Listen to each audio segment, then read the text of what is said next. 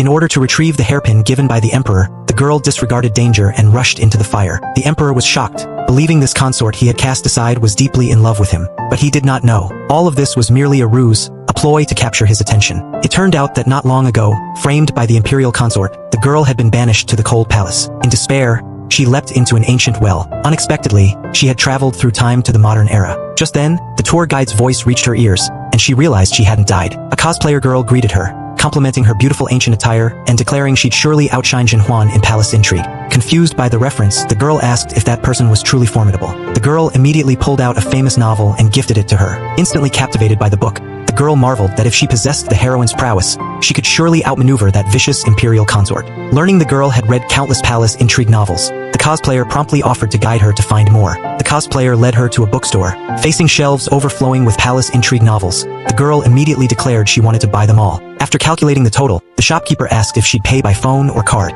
Confused, the girl pulled out a large gold ingot and asked if it covered the cost. Overjoyed, the shopkeeper helped carry the books to the well. Before leaving, the girl gifted her a bottle of homemade perfume, saying it would attract butterflies. Then, carrying the books, the girl jumped into the well and returned to ancient times. Back in the palace, she pored over the palace intrigue novels day and night, determined to escape the cold palace and overthrow the imperial consort. One day, guards delivered charcoal, but the maid instantly recognized it as worthless scrap that wouldn't ignite. Relying on the imperial consort's backing, the guard sneered, "If it won't light, you'll starve to death here." Recalling her reading, the girl immediately asked the maid if she wanted to escape the cold palace, then set the place ablaze. That night, the emperor passed by and saw thick smoke, rushing to investigate. He watched the girl dash out in panic, her pitifully vulnerable appearance tugging at his heartstrings. She threw herself into his arms, still clutching the hairpin he'd given her. He asked, his voice filled with concern, "A mere hairpin? Have you no regard for your life?" She replied, "To me, it means everything." The maid seized the moment to report the mistreatment they endured in the cold palace. The emperor's anger flared, and he ordered a thorough investigation.